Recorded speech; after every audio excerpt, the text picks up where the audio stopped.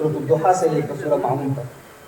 والضحى والليل إذا سجى ما ودعك ربك وما قلى وللآخرة خير لك من الأولى ولسوف يعطيك ربك فترضى. یہ بھی عطا ہے. یہ جس اعطاء کا ذکر انا اعطیناک الکوثر میں ہے، اسی اعطاء کا ذکر یہاں ہے. وَلَسَوْفَ يُعْطِيكَ رَبُّكَ، یعنی عطاؤں کا ذکر ہے مسلسل.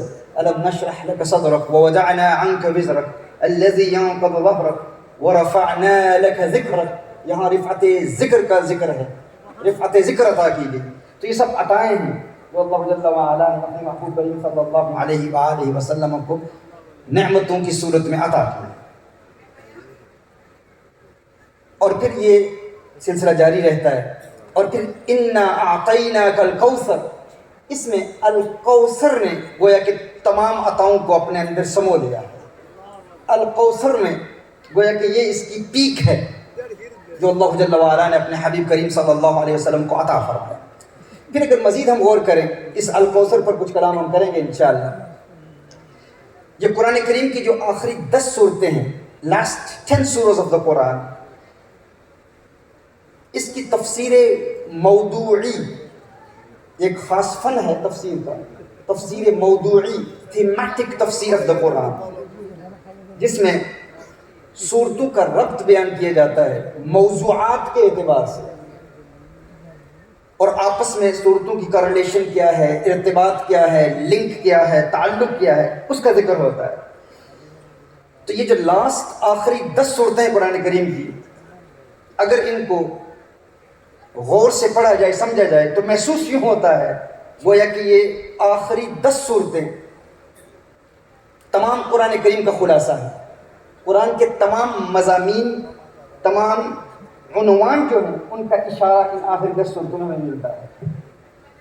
اور وہ 10 صورتیں، ان کا آغاز کہاں سے ہوتا ہے؟ سورہ فیل سے ہوتا ہے. الم تر کیف فعل ربک باصحاب الفیل. اور ان 10 صورتوں میں سے جو پہلی 7 صورتیں ہیں، ان میں حضور اکرم صلی اللہ علیہ وآلہ وسلم کی مکمل سیرت کا ذکر ہے. یعنی سیرت مصطفیٰ صلی اللہ علیہ وآلہ وسلم کا ذکر گویا کہ سورہ فیل سے اس کا آغاز ہوتا ہے. اور یہ 7 صورتیں، یعنی آخری 10 صورتوں میں سے جو پہلی 7 صورتیں ہیں، یہ سیرت مصطفیٰ صلی اللہ علیہ وسلم کے متعلق ہیں. اور آخری 3 صورتیں جو ہیں، سورۃ التوحید ہے، اسے سورہ اخلاص بھی کہتے ہیں، سورہ مکشکشہ بھی کہتے ہیں، سورۃ النور بھی کہتے ہیں، سورۃ البراءہ بھی کہتے ہیں. قل هو اللہ احد، یہاں سے توحید کا ذکر ہوتا ہے. اور اللہ الصمد، اس کی تفسیر ہے قل اعوذ برب الفلق قل اعوذ برب الناس. یعنی اللہ بے نیاز ہے، اللہ کو کسی کی حاجت نہیں، سب اس کی حاجت مند ہیں. اور جب ہم اس سے مدد طلب کرتے ہیں تو ہم کہتے ہیں یا اللہ ہم تیری پناہ میں آتے ہیں، تو ہمارا مددگار ہے. قل اعوذ برب الفلق اور قل اعوذ برب الناس. گویا کہ الصمد کے آگے مزید تفسیر ان 2 صورتوں میں. تو یہ آخری 3 صورتیں یہ توحید کے متعلق ہیں. یعنی پورے قرآن کا جو خلاصہ ہے آخری 10 صورتوں میں ہے. اور ان 10 صورتوں میں جو پہلی 7 ہیں وہ سیرت کے متعلق ہیں، اور جو آخری 3 ہیں وہ توحید کے متعلق ہیں. اس میں بھی ایک اشارہ ہے کہ سیرت کا ذکر پہلے ہے، توحید کا ذکر بعد میں، کیونکہ عقلی دلائل کے ذریعے، ریشنل پروفز کے ذریعے اللہ جل وعلا کے وجود کو سمجھا جا سکتا ہے. عقل صحیح بھی ایک دلیل ہے اللہ کے وجود کے لیے، لیکن توحید کی حقیقت تک رسائی حاصل کرنا یہ حضور اکرم صلی اللہ علیہ وسلم کے وسیلے کے بغیر ممکن نہیں. حضور کا قرب حاصل کریں گے تو اللہ کا قرب ملے گا. آج ایتھیزم کا فتنہ بڑی تیزی سے پھیل رہا ہے دنیا میں، الحاد کا فتنہ، اور مسلم ممالک میں پھیل رہا ہے. جب ہمارے نوجوان مسلمان کہتے ہیں کہ ہم اللہ کے وجود کو نہیں مانتے علیہ وسلم، تو ہم کہتے ہیں، اور کچھ لوگ تو اتنی رعونت سے کہتے ہیں کہ اللہ ہے تو دکھاؤ، جب تک دیکھیں گے نہیں اس وقت تک مانیں گے نہیں. اور اگر قریب ہے، شہرک سے بھی زیادہ قریب ہے، تو بتاؤ پھر نظر کیوں نہیں آتا. تو ایک اصول میں بہت آسان الفاظ میں بیان کرتا ہوں کہ غایت قرب غایت خفا کا سبب ہوتی ہے. غایت قرب غایت خفا کا سبب ہوتی ہے. جو چیز انسان سے جتنی قریب ہو اتنی ہی اس کی نگاہوں سے دور ہوتی چلی جاتی ہے. کہا جاتا ہے اگر اللہ شہرگ سے بھی زیادہ قریب ہے تو نظر کیوں نہیں آتا؟ جو چیز قریب ہے وہ نظر آتی ہے.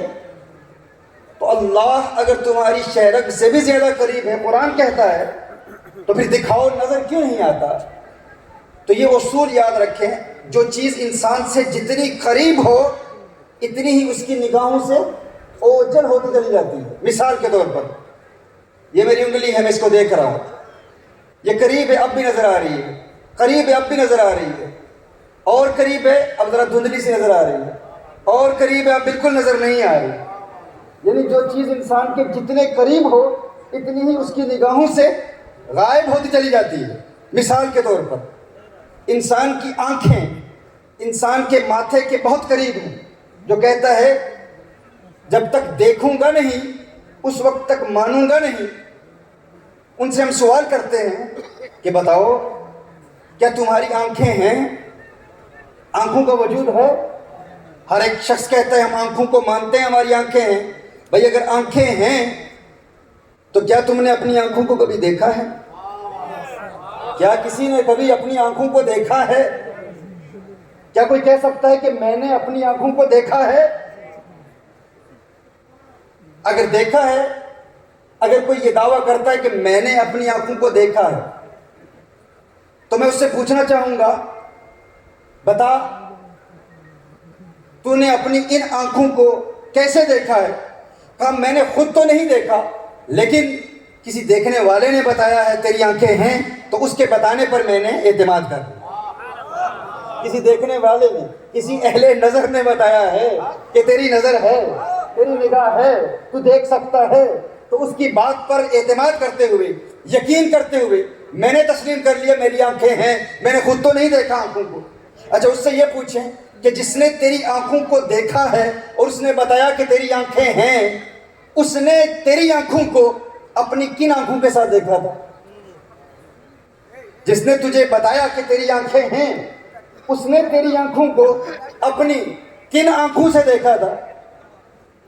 اس نے بھی تیری آنکھوں کو اپنی انہی آنکھوں سے دیکھا تھا جن آنکھوں کو اس نے بھی کبھی نہیں دیکھا تھا.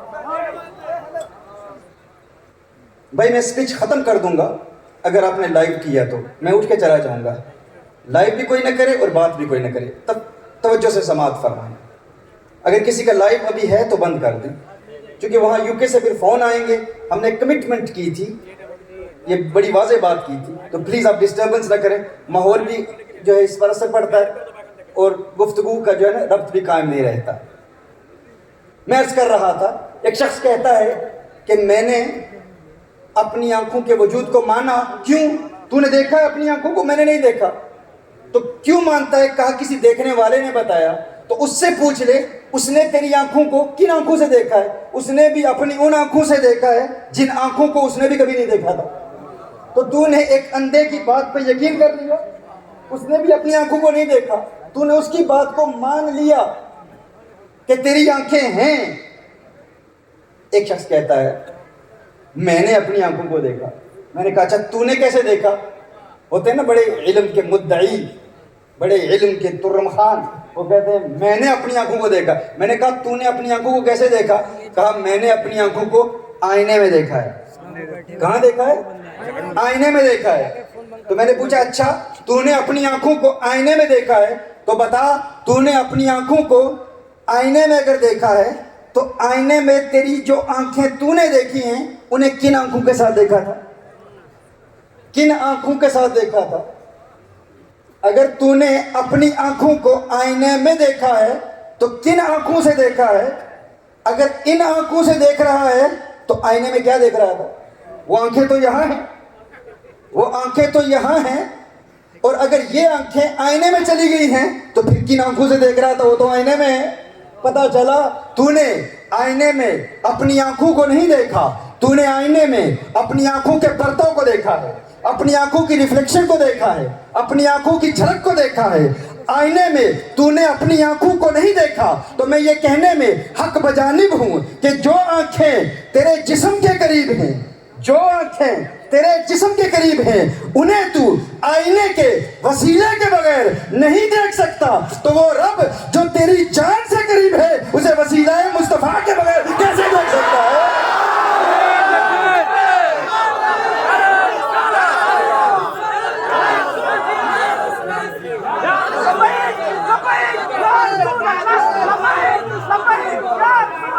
وہ آنکھیں جو تیرے جسم کے قریب ہیں انہیں تو آئینے کے وسیلے کے بغیر نہیں دیکھ سکتا، تو وہ رب جو تیری جان سے قریب ہے اسے وسیلہ مصطفیٰ کے بغیر کیسے دیکھ سکتا ہے؟ ان کا قرب حاصل کرنا ہے، رب کو جاننا ہے تو حضور کی سیرت کو پڑھنا ہوگا۔ اسی لیے توحید سے قبل سیرت مصطفیٰ صلی اللہ علیہ وسلم کا ذکر ہے۔ کیسے ہے؟ دیکھیے، جب بھی آپ کسی کی سیرت لکھتے ہیں، کسی کی سوانح حیات لکھتے ہیں، کسی کی لائف سٹوری لکھتے ہیں، کسی کی بایوگرافی لکھتے ہیں، تو اس کا آغاز کہاں سے ہوتا ہے؟ Whenever you write someone's biography, where do you begin from? It begins from the birth of the person. The birth of the person. Biography کا آغاز کہاں سے ہوتا ہے؟ کسی کی سوانح حیات لکھی جائے تو ابتدا ہوتی ہے اس کی پیدائش سے۔ قرآن کریم کی یہ آخری 10 صورتیں، ان میں جو پہلی 7 صورتیں ہیں ان میں سیرت مصطفیٰ صلی اللہ علیہ وسلم کا ذکر ہے، اور جو 7 ہیں ان میں پہلی کون سی ہے؟ سورۃ الفیل ہے۔ اور سورہ فیل میں کس چیز کا ذکر ہے؟ وہ فیل کا سال کون سا سال ہے؟ کیا کہا کسی نے؟ جیو، سلامت رہو، سلامت رہو، ماشاءاللہ۔ عام الفیل، اور عام الفیل یہ کون سا سال ہے؟ یہ میرے آقا کے میلاد کا سال ہے، میرے آقا کی ولادت کا سال ہے۔ تو سیرت مصطفیٰ کا ذکر جس کا آغاز ہوا سورۃ الفیل سے ہوا، اللہ جل وعلا محبوب کی سیرت بیان کر رہا ہے، ابتدا میلاد مصطفیٰ سے ہو رہی ہے، میلاد مصطفیٰ صلی اللہ علیہ وسلم سے ابتدا ہو رہی ہے۔ عام الفیل ہے، سورۃ الفیل ہے۔ اب آگے بڑھیں، جب آپ